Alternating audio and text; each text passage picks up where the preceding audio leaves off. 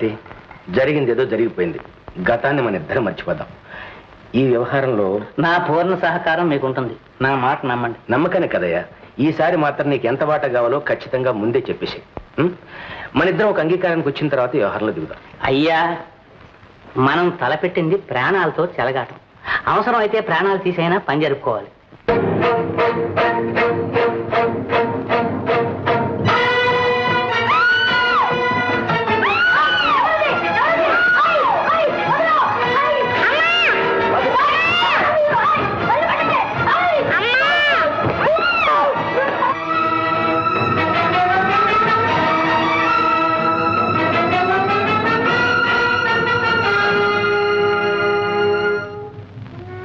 Doctor గారు, బాబుకి ఏం పర్వాలేదు కదా?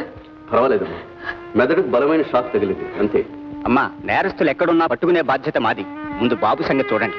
బాబును వెంటనే జనరల్ హాస్పిటల్లో చేర్చడం చాలా అవసరం. డాక్టర్ గారు, ఆ సహాయం మీరే చేసి బాబుని కాపాడండి. నువ్వా? ఏమిటి దౌర్జన్యం? మమ్మల్ని ఎందుకు హింస పెడుతున్నావు? మేము నీకే అన్యాయం చేశాం. నీకు తెలీదు ఏం చేశావో? నా కూతురు భవిష్యత్తు నాశనం చేశావు.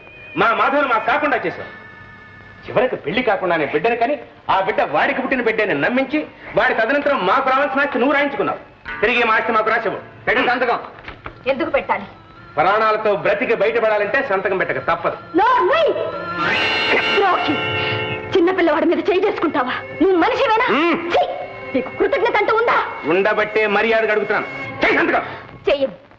నేనెవరిని సంతకం చేయడానికి? ఆ ఆస్తి మీద నాకే అధికారం లేదు. అన్ని అధికారాలు నీకే రాసిచ్చాడు. ఇచ్చినా పుచ్చుకోవడానికి నేను సిద్ధంగా లేను.